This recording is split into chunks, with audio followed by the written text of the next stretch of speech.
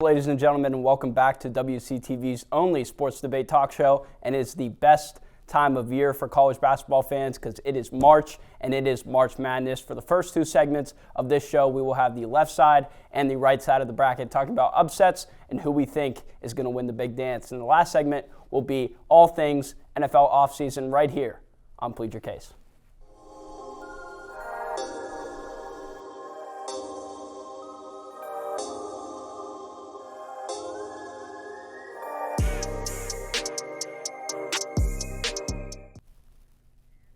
Hello, welcome back here to Plead Your Case, and we're going to kick things off right away with the left side of the NCAA March Madness bracket. I am Joe Veneziale, your host today, and here to my left, two of my great friends in the comm department here, Jeremiah Miller and Carter Newcome. Fellas, we've had, I'd say, a tenure in this college basketball stuff in March, so let's get this thing rolling. Number one in the southern region on the left side of the bracket is Alabama, 29-5 in SEC play. They've been doing fantastic. In the first four games tonight is Texas A&M, Corpus Christi, and Southeastern Missouri State.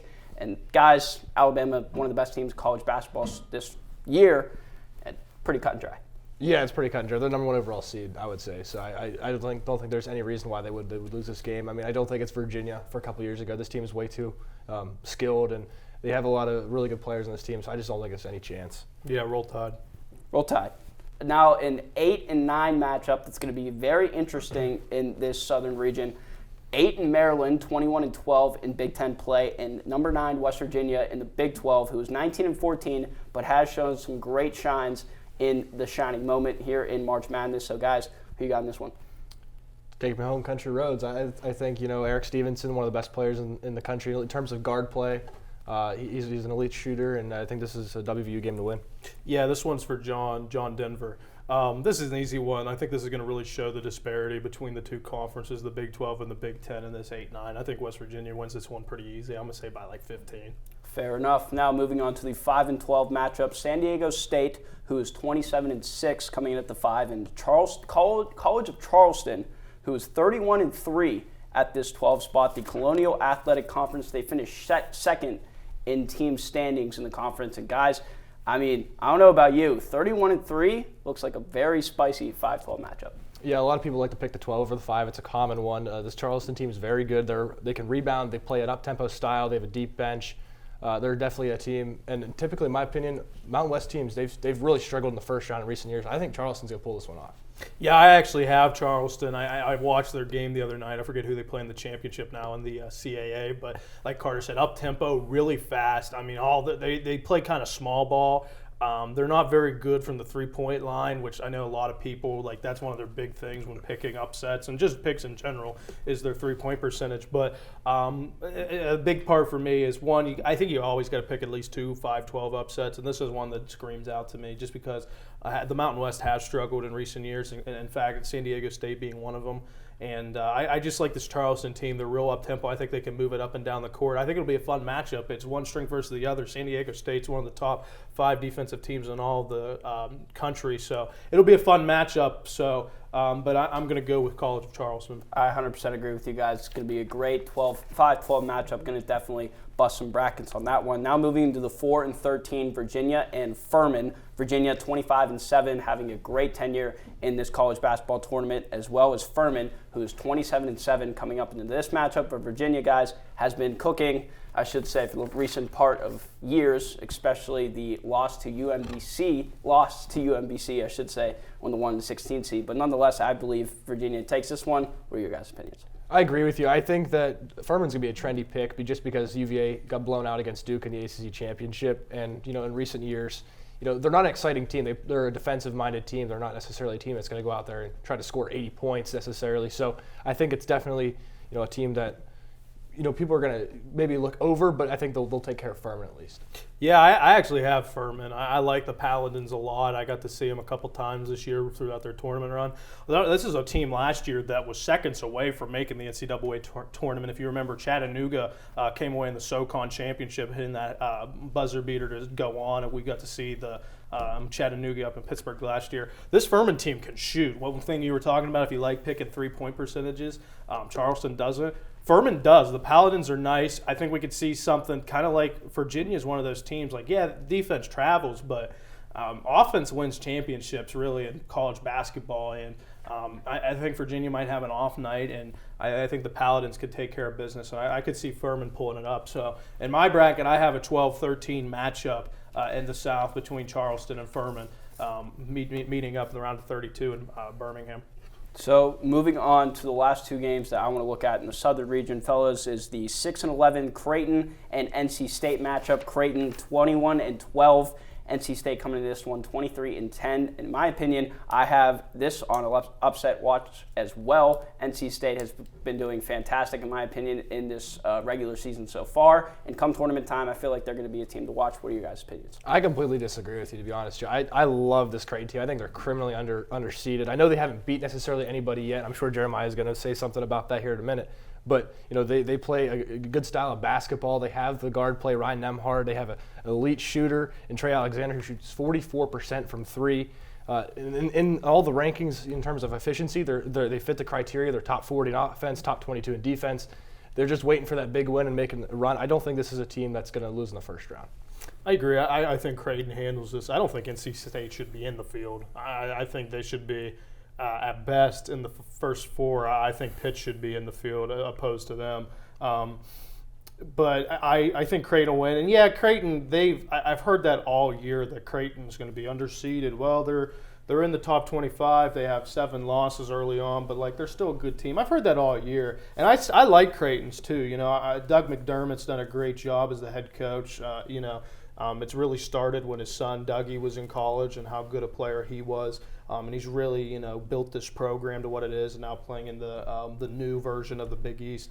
And I like this matchup for him against NC State. I think NC State might be the worst at-large team in the field. So this is a nice matchup, and I think an easy kind of pick to put the Blue Jays into the round of 32. Last game in the South, number 2 Arizona, who has had a great tenure in this tournament, unfortunately not getting it done in recent tenures in the big championship game, 28-6 coming into the matchup against number 15 Princeton, who's 21-8 and won the Ivy League tournament and the Ivy League champions this year. Guys, I also have this on upset watch, but I mean, that's just me. I mean, here's the thing. I mean, this Arizona team, I think they'll take care of Princeton because I think they should be a 16 seed in my eyes. They shouldn't be a 15 seed.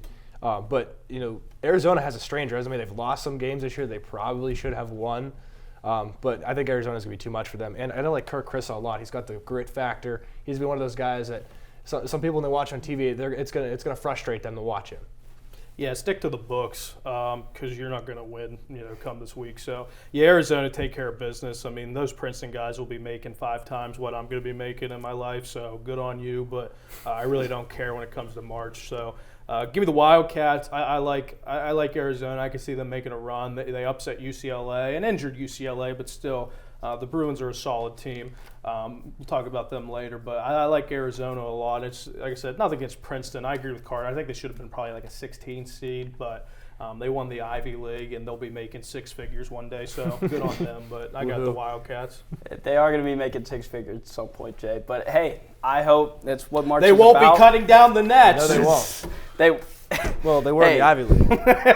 Oh, I guess they did in the Ivy League. They did. They did win the Ivy League. But nonetheless, Princeton definitely, in my opinion, look on upset watch for the Arizona Wildcats. Now moving on to the bottom half of the left side of the bracket, the East Division. We have number 1 Purdue at 29-5. But, gentlemen, we have a couple blue bloods in here that, I mean, I don't know if they're going to be on upset watch, in my opinion, formally, but some of these teams have done it before. And the first one I want to look at is the 5-12 down here, Duke and Oral Roberts. Duke 26-8 in the ACC championships, I should say. And Oral Roberts, number 12, coming into this at 30-4 with the Summit Conference. And guys, Oral Roberts has done it before, but they do go up against a blue blood in Duke. Yeah, this is one of those 5-12 matchups for the committee. Really, they put 2 teams that are very hot, and one team that's going to be very trendy in Oral Roberts versus a team in Duke that's on fire right now, playing their best basketball. I don't think I'm going to be taking this 12 over the 5 upset, though. I know Oral Roberts has Max Adams, who is electric, and I can't believe he's still in college basketball. He was on that team that made that run a couple of years ago. But I think Duke's is too strong, and I just think it's going to kind of be a nightmare for Oral Roberts. I'm never going to criticize someone for picking an upset especially like a 5-12 like this. I'm not picking Oral Roberts. I got Duke. I think Duke's too hot right now. You could argue they're the hottest team in the country right now. But if you want to like show off and pick, like, say you picked Oral Roberts to beat Duke, I would take this one. I really like Oral Roberts. Like Carter said, Max Abus feels like he's been in college since 1993, and he's got a better team now than he did when they were in the tournament 2 years ago. The team's better. I hate when I saw this come out on Selection Sunday because I was really looking forward to picking Oral Roberts and maybe even put them in the Sweet 16. But Kyle Filipowski is one of the best players right now in the country. It's a shame he only made second team ACC because that guy is special, and he's going to be making a lot of money in the NBA, probably more than those Princeton guys after they lose to Arizona. But I really like Duke, and I think they're going to make a run in the tournament. And it's nice to see too. We'll see if this continues because this is still technically Coach K's team, but in year one, John Schreier's done really well at Duke. Nonetheless, Duke, the 5 seed, and Oral Roberts, the 12 seed. Now moving on to the last game that we're going to talk about. And we've talked about this before. We went up here in the studio and talked about this bracket as a whole. But these two are very high on Michigan State at the 7th seed. They say it's crazy. They say it's Izzo. It's March. But, guys, I'm not too fond of it. I got USC 22-10 taking it over Michigan State. But I know you guys are going to have a different opinion on that. I mean, everybody knows the calendar reads January, February, Izzo. Just the thing is, Michigan State, they're always in this spot, it seems like, where they're a little bit, under the radar. They're kind of a middle seed. And typically, Big Ten teams that are around the 7 seed line perform very well in the first round and often win in the round of 32. Michigan State usually being one of those. I just think they get through USC. I think they play in a tougher conference, and I think they're just better. I don't know if Izzo's going to go on a magical run this year. Like, I feel like Izzo's best teams, or at least his Final Four teams, they're in the years that Michigan State's not expected to do that. Like, not this last one, but it had been 2 Final Fours ago when he had like Brandon Dawson and company, and a couple of the really good guards. Like, they went on that Final Four run. I believe to Houston is where it was actually. That would have been the Kentucky, Duke, Wisconsin Final Four. But nonetheless, I got Michigan State. And it all has to do with pedigree. I mean, as Carter alluded to, but USC struggled at times this year. They were supposed to be right up there with the UCLAs and Arizonas of the Pac-12s, but they just haven't been. I think Tom Izzo, which congratulations to him, 25 straight years in the NCAA tournament for the Spartans. That's the second longest streak ever behind Kansas, who has 33 consecutive tournaments right now. So with that being said, I am going to go with Sparty. Well, yeah, congratulations to Coach Izzo. Thank you, Jay, for stating that. Didn't know that. But nonetheless, congratulations to Coach Izzo and Michigan State. Now, fellas, the final question in this segment. 2 teams that you guys have coming out of the South and East. Jeremiah, we'll start with you. Yeah, in the South, pretty clean cut. I got the number 1 overall seed, Alabama, going to the Final Four. I didn't think I would, but as I was filling this out, I'll kind of go over the road real quick who I have. So obviously them beating whoever wins tonight, no one really cares. And then I have them beating the West Virginia Mountaineers, and I think that's going to be a tough game because West Virginia, they're not pressed Virginia like they were, but playing a Bob Huggins team on short notice is going to be tough anytime. So I think they get past West Virginia. Then they take on who I have as the Cinderella team, the College of Charleston, making it to the Sweet 16. I think they get by them pretty easy. Then they match up with the 2 seed Arizona in the Elite 8, and I have them taking down Arizona, and I have Bama, the number 1 overall seed, heading to Houston. As far as the East, I have a Sweet 16 matchup that I really like. I have Duke and Purdue, Zach Edey versus Kyle Filipowski, the 2 7-footers. Edey, who's ran away, more like jogged away, with the National Player of the Year because he doesn't run.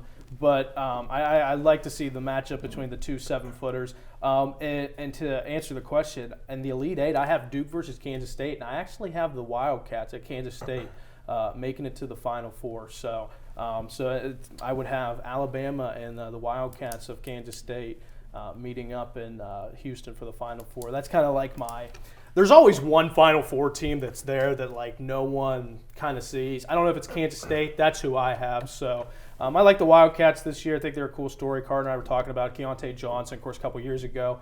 collapsed on the floor while still at Florida. This is his first year back. He transferred to Kansas State. Got named third team All-American today. So great story. A story if you haven't seen or heard, make sure you look it up. It's probably the most underrated story in college basketball this year. You were talking about your team that was your team that you kind of thought was going to be a bit of a surprise in the Final Four. Mine in the South is actually in the South region, and it's Creighton. They're a 6th seed, and I know some people go, "Oh, Creighton this, Creighton." Well, here's the thing. I mean, Alabama, they've shown that they're beatable down the stretch as the course of the season went on. They've played a couple messy games. There's also a lot of stuff going on with that program that you never know what could happen. But they're going to have a tough game against WVU in round 2, in my opinion. I think Charleston wins, but out of the rest of the first round, I have it all being chalk. But I think Baylor's a team that could, make it tough for some teams, at least Creighton, but they're not great defensively, so that could be an issue there. And I think just Creighton can match up well against Alabama because they play good defense. They have some shooting, and that's my kind of Cinderella team out of that. The East region, I think, is almost impossible to pick. There's just the first round. I don't think there's anything too crazy that's going to happen. I think it's going to be fairly chalkish. But Purdue is not necessarily, as high up there in my opinion as the rest of the 1 seeds. They have Zach Edey, that's about it. They're not really, the guard play is not fantastic. They're freshmen. And then I think it's Duke that gets out of there, essentially. It's tough to really count out, this Duke program. A lot of these guys have been there. They have Jeremy Roach, who's been there, made a Final Four run a couple years ago. But in my Elite Eight matchup in that region, I have Duke versus Kentucky. I think those are teams that are kind of going in the right direction. Duke more than Kentucky, but I think Kentucky could have a favorable matchup against Kansas State. Oscar Tshiebwe is going to be a presence inside, and they're a team that's there year after year, and I think they could beat Marquette in the Sweet 16, so that's how I ended up with those two in the Elite Eight. Well, fair enough, gentlemen. For me, just pretty cut and dry, similar to Jeremiah's. I have Virginia taking it out of the South, beating Arizona in the Elite Eight, but on the East side, I have a little bit of an unorthodox for this bracket. I do have Oral Roberts going to the Elite Eight. I hope Duke loses for this bracket specifically, but nonetheless, I also have Kansas State. I do have Kansas State coming out of the East, so Kansas State and Virginia to fill out this left side of the bracket. But when we come back, we're going to have the right side of the bracket and the rest of this March Madness content right here on Plead Your Case. You're watching WCTV, where we aim to bring you the best local coverage of what you care about most. Everything from local businesses to hometown sports and the latest weather. We're keeping up to date with what you need to know about issues that affect our campus and our community. We're telling the stories that matter, celebrating our past, our future, and our potential. So tune in for all the latest buzz right here on WCTV Channel 14, Waynesburg. Back here on Plead Your Case talking about March Madness basketball, and we have the right side of the bracket starting off with the Midwestern Conference. Going to throw it to Jeremiah. Jeremiah, your 2 games to look out for in this Midwestern Conference. Yeah, Joe, the first one is the 8-9, which you could usually say these games are basically coin flips, which essentially they are. They're matched up for a reason. These are 2 teams that are very similar. And in this one, I think this could be the best 8-9 matchup. Iowa and Auburn. You're talking about the Hawkeyes who on any given night could score 100 points or they could score 45 points. Frank McCaffrey's team's been real inconsistent this year, but they were a part of the game of the year against Michigan State where they came back from down 19, send that thing to overtime. They were 6 of 6 from downtown down the stretch in the second half. And then you have an Auburn team, a Bruce Pearl team that was ranked early in the year. And then kind of since they took that loss in Morgantown in November, a team that's kind of tapered off but still making it into the tournament. An Auburn team that has a little bit of pedigree and late in the tournament. They made the Final Four a few years ago. Minneapolis as a 5 seed with Bruce Pearl. That'll be a good matchup. I'm going to take Auburn in that one. I think Iowa's going to have an off shooting night, so I have the Tigers. And the second one is Penn State and Texas A&M, who I think Jay Wright of CBS Sports said this could be the best game of the opening matchups in the first round. And I agree. You got Penn State, who's one of the hottest teams in the country. They're coming off a loss in the Big Ten title game to Purdue. And Texas A&M, who's coming off a loss in the SEC tournament championship to the number 1 overall seed, Alabama. I think these are really, really good basketball teams. I actually think Texas A&M got robbed. I think they probably should have been a 6 or 5 seed. They had all the way down to 7. This will be a great matchup. It's going to be a 10 o'clock kickoff. Tip-off on Thursday night, and I got the Nittany Lions in that one. No surprise there. No. From you, I'm going to go Indiana, taking on Kent State. That's one of my matchups I think is going to be a big one. Mike Woodson's done a great job with Indiana so far in that program. I think Indiana will win that game. I think they're a team that could go far in the tournament, but they're kind of thrive or thrash. It's going to depend on the matchups they get. Just because this Indiana team, in my opinion, they're not really a team that does anything exceptionally well, but they're not really a team that does anything exceptionally bad. So they don't really have any real strengths, don't have any real weaknesses. They're a 4 seed because they had a pretty good year in the Big Ten, and they kind of have to be up there in terms of seeding. I don't think they're a super dangerous team to really go all the way, but they have guys like Trace Jackson Davis is one of the best players in the country, so he could lead them away. With Kent State, you never know what you're going to get with some of these MAC teams. I know Ohio a couple years ago shocked some people, and they actually won. That was in the 2020 tournament. They actually won, or 2021 tournament. They actually won a game where the Hoosiers play at. But that's my other matchup. And the second one, will be Texas and Colgate. Now it's a 2-15 matchup, and I know Texas just ran away, beating Kansas in the Big 12 championship game. They look almost unbeatable. But here's the thing with this Colgate team: they lead the entire all college basketball in 3-point percentage. They're shooting over 40% from 3, and they shoot the 3-point ball at will as well. So it's not like they're not just shooting a lot of them; they're shooting a heavy amount, and they're making a lot of them as well. They can match up. They have 2 6'10" guys inside, so it's not like you're going to get dominated inside. At least in theory, they shouldn't. This is their 5th tourney in a row they've been there, and they have a guy, and Oliver Lynch-Daniels is also very good. But this Texas team's no slouch, obviously, at being the 2 seed. They're rugged defensively. They have it kind of any given night there could be a guy that can go off for this team, whether it could be a guy like Marcus Carr or Sir'Jabari Rice. They're a team that can win it all, but they're going to have a tough battle in round 1. A lot of great basketball coming out of those matchups in this Midwestern region as well. For my 2 games, I do have Iowa State at the number 6 playing the 11th, who would be either Mississippi State or Pitt, and that game is tonight, and we are recording this on Tuesday. That game would be tonight at 9:10 p.m., and I do have Pitt winning in that matchup, as I believe that Pitt is one of the best teams in the tournament this year. As Jeremiah had alluded to earlier, they should have had the ticket in this tournament, but they got to play in, and I believe that they can handle this Mississippi State team. They do have Federico out, but in case anybody forgot, that Pitt is back in March, and March is Pitt. So Pitt, I do have taking over Iowa State on the 11-6 matchup, and in the bottom half of that in the next game under is the 3-14 with Xavier and Kennesaw State. Xavier taking that one handily. Xavier has been one of the best teams in the Big East, and the matchup that would come with that is Xavier and Pitt, and it's going to show some signs of some old Big East rivalries, and it's going to just be great March basketball. But we're going to have to move on to the next part of this bracket, gentlemen, and is the Western Conference. And Carter, we're going to start with you, Western Region, I should say. Your 2 matchups for this region. Well, one of mine's the 8-9 matchup, Arkansas, Illinois, and like Jeremiah said, these are usually coin flips. I think the committee did a great job this year with the 8-9 matchup. Some of the more intriguing matchups in the first round, in my opinion, as they should be. Arkansas is coached by Eric Musselman, and this is a team that didn't necessarily have a great season. They dealt with some injuries throughout the year, but they've made the Elite 8 in each of the last 2 seasons, so you can't really count them out. They have an NBA draft prospect in Nick Smith Jr., and this Illinois team, they've also had some success down the last couple of years as well. I mean, this team is not necessarily on the level of some of the teams we've seen in the previous couple of years, but they could definitely cause some issues in this one as well. I think Arkansas is going to probably win this game. I think they're just a better team as a whole, but obviously I wouldn't be too shocked if Illinois won this game as a 9 seed.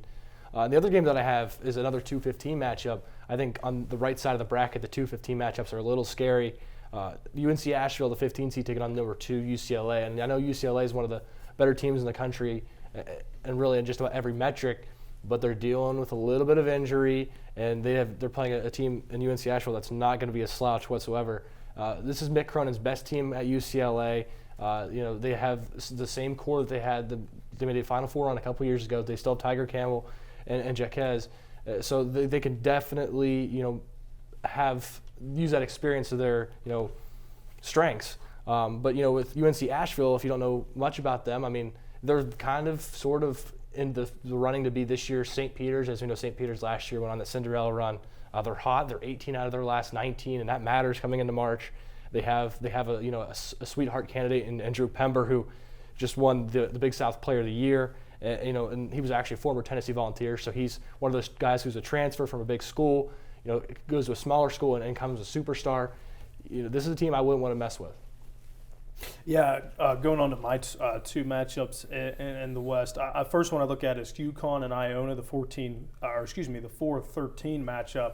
UConn's a team that they were one of the last undefeated teams in the country. They were all the way up to number 2 in the rankings. It's good to see Dan Hurley have UConn back to where they should be, back in the Jim Calhoun era.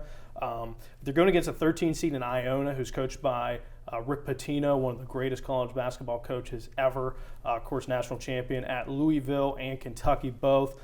Controversy surrounding him there. Nonetheless, he's still an all-time coach. And he's been rumored to the Georgetown job and the St. John's job. So I can see his team really stepping up for the coach. I mean, they know that it was only a rental when they got him. So, and he's done great things for the Gales and Iona. So look for that. I still have UConn, but I think that's an intriguing matchup because UConn's one of these teams they could either lose in the round of 64 or they could win the whole thing. Like UConn is that good this year. Dan Hurley has a really good thing going up in Connecticut. And then my other matchup is TCU versus the winner of the first 4 game tomorrow night between Arizona State and Nevada. A lot of controversy with Nevada getting in. People saying, why is Nevada instead of like a Clemson or a Rutgers? That surprised me a lot as well. I thought Rutgers would be in over them. Nonetheless, Nevada in playing Arizona State. I don't think it matters. I think former Pitt coach Jamie Dixon has a really good program at TCU. It's good to see him in the tournament. And I have TCU making a little bit of a run. I actually have TCU upsetting Gonzaga in the next round and heading to the Sweet 16. So I like Jamie Dixon and his Horned Frogs. Those are my 2 matchups in the West region. Well, a lot of fantastic basketball, as I alluded to before. And as you said, Jeremiah, Rick Pitino, fantastic human, little to no controversy surrounding him whatsoever. That's a hot to point. say the least. Wow. Yeah, sarcastically in saying that one. But nonetheless, for my 2 matchups in the Western region is going to be number 5 and number 12, St. Mary's and VCU. VCU winning the A10 title in their conference in 12-5. The VCU coming into this one at 27-7, and St. Mary's has been in the tournament in recent years, but really hasn't produced much. So definitely a very scary upset to look forward to in this Western region. And the next one that I have is the 3-14 matchup, Gonzaga and Grand Canyon. Gonzaga obviously doing great things in this March Madness tournament as of too many recent years to count, but my guys at Grand Canyon University are coming in as the 14th seed, the WAC champions at the 5th seed for this Grand Canyon team. And they're coming in, they punched their ticket, and guys, that's my big upset on the other side of this bracket coming in the Western region. But it's time to fill out our complete brackets and who we think is going to win the whole thing. Jeremiah, we started with you, so I'm going to have you fill out the rest of your bracket and see who you got winning the big dance. Yeah, so as I said in the last segment, I have Alabama, Kansas State coming out of the South and East, respectively. In the Midwest, I have the team that's going to be the host of the Final Four, and that's the Houston Cougars. I like them. I have them matching up with the Texas Longhorns, a little in-state action in the Elite Eight. I have Houston going home for the Final Four. People say it's a little too perfect. Jim Nantz announcing his last Final Four. If you don't know, he went to Houston. It's in Houston. It's a little too perfect, but I think they'll get there. And then I have, even though with the injury concerns, I have the UCLA Bruins coming out of the West region, heading to the Final Four. I have them beating UConn, who I alluded to earlier, could either win the whole thing or lose in the round of 64. But I have UConn going down to UCLA. So my Final Four, again, Alabama, Kansas State, Houston, and UCLA. Well, I'm going to just reiterate, what Jeremiah said. I'm going to go over my South and East regions. Creighton is kind of a surprise team out of the South. That's kind of my upset sleeper team to get to the Final Four. And I know Duke's a 5 seed, but you can't really say Duke's an underdog. It's the blue blood of all blue bloods, essentially, in college basketball. In the Midwest region, I got Houston beating Texas there. I think that's probably, I know it's very chalkish, but the Cougars, they're the best team in college basketball in my eyes. I have them winning the Midwest region and going to the Final Four. In the West region, I have Kansas beating Gonzaga. I think Gonzaga gets past UCLA. I know, UCLA is a team that we're all pretty high on, but we kind of hate on Gonzaga from time to time. It's kind of a running joke in the department. But this team is good. They're experienced, and Drew Timme is still there. So it's hard to count them out. I think they make it around to the regional final. But I think Kansas, I think the fact that they got beat up in the Big 12 championship game is kind of going to help them out more than it's going to hurt them. It's going to help them make a run to the Final Four for the second straight year. And then I have them running into the buzzsaw that is Houston. And then I have Creighton losing to Duke. So my Final Four being Duke and Houston. And I got the hometown boys winning it. I just think Houston's too good. I mean, they do it all, and they don't really have a weakness. Yes, indeed. And like you said, Drew Timme has been in college since I've been buying Scholastic books. But, to round out my southern and eastern region, it's going to be Virginia out of the south, and who I got, Kansas State, coming out of the east. And for my Midwest, like these guys said, Houston, the best team in college basketball, hosting this tournament. No doubt they're going to come out of the Midwest. I do having them face Texas A&M, as they're going to blow Penn State out of the water in the first round, and definitely going to move on into the Elite Eight. In my opinion, it's going to be a great game versus Houston, like I said, who is hosting this tournament in the West region. I do have VCU going into the Elite Eight, as well, as we're going to have a little bit of fun here on PYC. I'm going to have a little bit of upsets in this Western region, but I do have UCLA facing them as well in the Elite Eight, and Houston and UCLA coming out in the Final Four. But I do have Houston winning in that Final Four. It's Houston and Kansas State in the national championship for me. Now, guys, just real quick, your national champions. Yeah, I forgot to give mine first time around. So I have Alabama taking down Kansas State in the east side, and then Houston taking down UCLA. And then I have Houston taking down the Tide in their hometown, 75-69, COUGARS, Houston Cougars. Well, I kind of jumped the gun apparently, and I mentioned mine early, but I'm really excited about the Houston Cougars. Their menaces defensively. You have to play at their own pace. I have them beating Duke, and it seems like it would just be a right game for Jim Nantz to go out on with Houston beating, I guess you can say the bad boys in Duke. COUGARS, gentlemen. You forgot the A. Oh, excuse me. COUGARS, as Houston is definitely the number one team in college basketball, best team in college basketball. But I do have them going up against the Kansas State Wildcats, but I do have Kansas State beating Houston in the national championship for this bracket.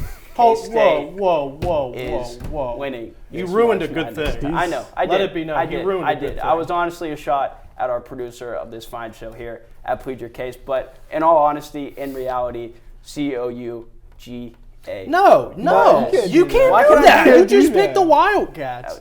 Kansas State is winning in my bracket here. You're so wishy-washy. Nonetheless, a lot of March Madness basketball to be in? played, but nonetheless, we are going to move on to our final segment here as we have finalized our Final Four in our March Madness brackets, but we got NFL offseason right after this break right here on Plead Your Case.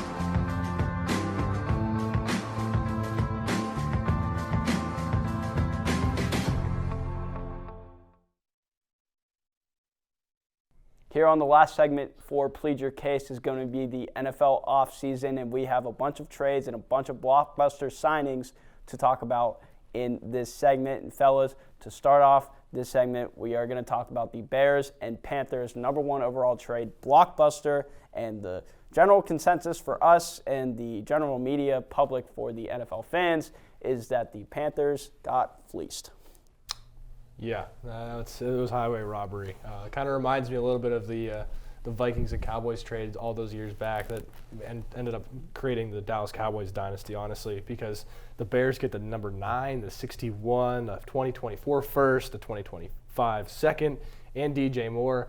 and they just signed, Tremaine Edmonds. I mean, they're making out pretty well for that first-round pick because they weren't taking a quarterback anyways. Yeah, for a franchise that traded the 32nd overall pick for Chase Claypool to be doing what they're doing now, not only in free agency, but, I think the general consensus was, even before the Bears came out and said that they were going to get rid of the first overall pick, was that they were going to trade back. They just have too much that they need to stay there at 1, and it's not like they need a quarterback. I mean, Justin Fields, I joke about him a lot, but he seems to be what they consider the future of that franchise. And I think he can be. He needs a little work more, but so them trading to Carolina, and I think Carolina's obviously going to take a quarterback, and I think they're going to take Anthony Richardson. Like a lot of people think they're going to trade up to get Stroud or Young. I think it's going to be Anthony Richardson. I think that's what they traded up to do. Anthony Richardson, he's got all the talent in the world and all the potential. I don't care about the vertical jump or broad jump. What's he going to need to do that as a quarterback? I mean, and people were arguing like, oh, when he's on the goal line, I was like, okay, like Ben Roethlisberger has a vertical of a credit card and still was good in situations like that. So, but a lot of people, the biggest thing with him is his accuracy. Well, I've heard that before. Josh Allen had terrible accuracy, and he's one of the 3 elite quarterbacks in the NFL. So I like Anthony Richardson. I think he can be fixed. And if there is one guy that can do it, I think it's Frank Reich. So I think it would be a good situation. I mean, I'm not sold on the kid. I shouldn't call him a kid. He's my age, but I think he'll do well there because I think like if he go to Houston, he'd be done.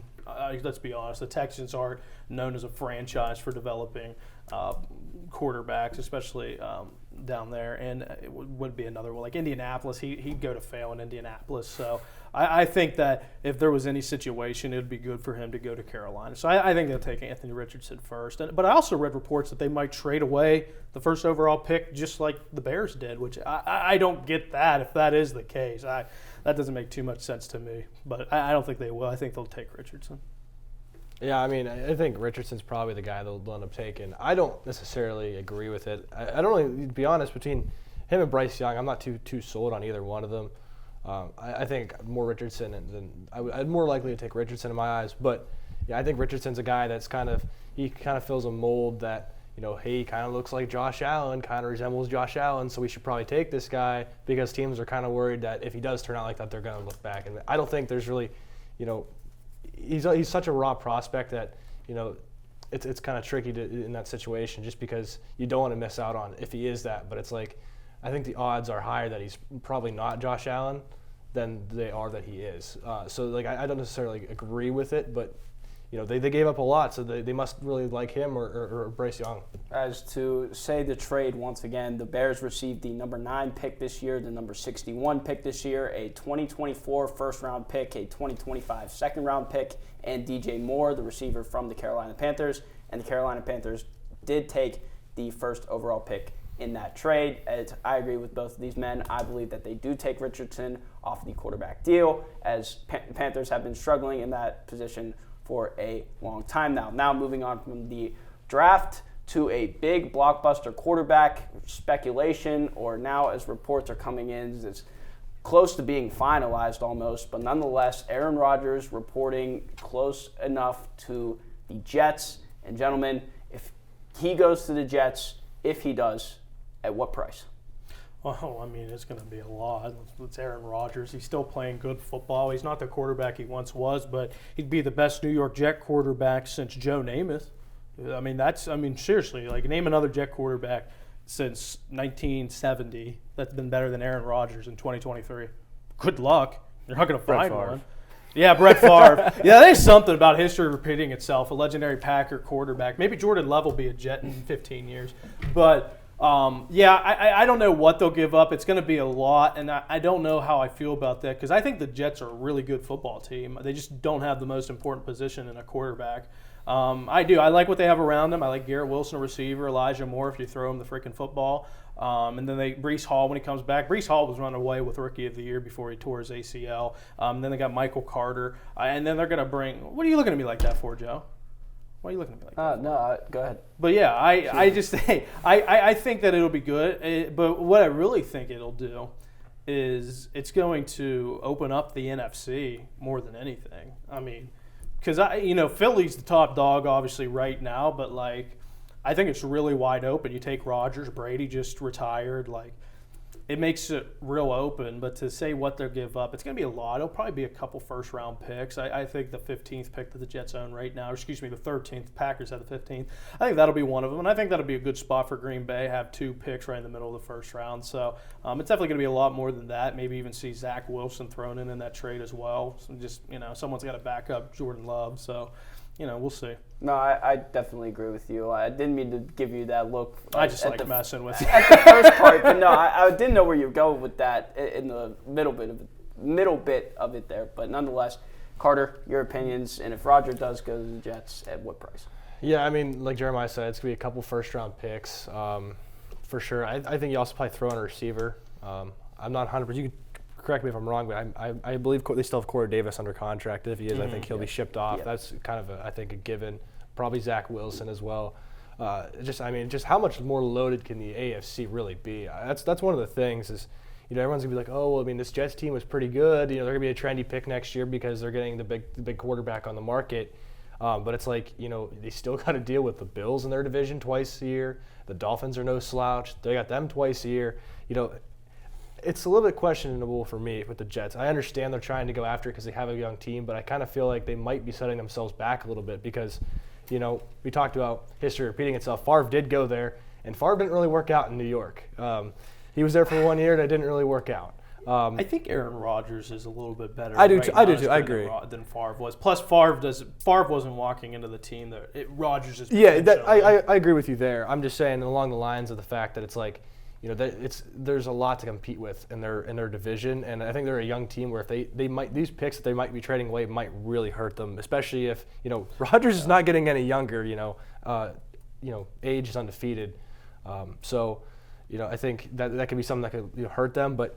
It's exciting for them, and I mean, you're going to definitely. It means you're going all in for the next couple of years because Rodgers he's not going to be Tom Brady and play till he's 46. Yeah, I mean, if the Jets do this, I mean, their championship window is now, and it's within. Honestly, I'd give it 2 years, no more than that, because they have to win within the next 2 years if they're going to go out for this. They're going all in for sure. Because yeah. if this doesn't pay off in the way that they want it to, I mean, you're looking probably without a first round pick for the next couple of years, and you really all that progress they just made with drafting well, you just kind of diminish it all. Well, another tie into this next segment and another key piece of a quarterback that could be shipped off or could be paid again is going to be Lamar Jackson. There's another blockbuster could be free agent on this market as the Ravens haven't really given a solidified deal for Lamar. So, gentlemen, I mean, does he ship off anywhere, and what's that situation like for Lamar Jackson? So he's on that non-tendered tag. I really don't know what the difference is between that and the franchise tag, nor do I care.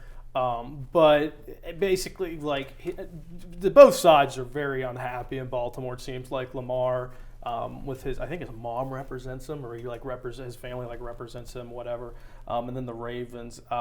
I think Lamar Jackson's going to be a Raven come week 1 this NFL season. I think his asking price is just going to be too much for teams to trade. Plus, if he's going to be a free agent in a year, teams will just wait it off. I mean, this is kind of going to be the offseason of Rodgers. You could argue it was last year, but I think Lamar will be a Raven come week 1. I mean, as a Steeler fan, I'm not going to lie, I hope they pay Lamar Jackson $350 million, all guaranteed, because and listen, I think Lamar Jackson's a good quarterback, but he's never going to win you a Super Bowl. I mean, I'm not afraid to say that on live television. Yeah, I think he'll be a Raven week 1. I will be shocked, I will say, if they ship him off, because it's going to be for a load, and then not only will that team give up a lot to get him, but they're going to sign him long term. It's not going to be a rental deal. It'll be a long term contract. So before you go, Carter, the non-tendered tag, Jeremiah, for Lamar Jackson states that he can negotiate with other teams, and if he does end up signing with another team other than the Ravens, then the Ravens would receive 2 first-round picks for Lamar Jackson. So just wanted to clarify that. Thank you, for Logan our audience, and thank you, Logan, for our producer, for giving me that in my ear. But nonetheless, I mean, I feel like that kind of shakes things up, as the Ravens could potentially receive 2 first-round picks for their potential, as they looked forward to in the future. Lamar Jackson is their future quarterback, but Carter, he can still negotiate with teams, and he probably has been in these recent weeks as the offseason has been kicking off. So what are your thoughts on this Lamar Jackson situation? Well, I mean, I think Lamar Jackson is going to be frustrated with the whole thing. I mean, he tweeted out earlier today that, people have been joking about him needing an agent, and he said, well, I got offered 3 years to $133 million from the Ravens, and he turned it down. So apparently his mother's doing a pretty good job. I got to say, as much as I'm not a fan of the Ravens, it was a smart play putting him on that non-exclusive tag. And if Lloyd going to hold off, I did have the information on the non-exclusive tag as well, because the two first-round pick insurance is important, especially for a team like Baltimore, where if you do lose your guy and Lamar, if you think he is, you have those picks to possibly make up for that loss. But I think the cost is going to be too much. For Lamar to go to another team. I think you just have to insure way too much, and on top of that, the first round picks is another one as well. Well, a lot of things lining up in March, and that's going to end our time here on Plead Your Case. Stay tuned all of March and all of the rest of this semester for more content on sports debates right here on WCTV. And that was Plead Your Case.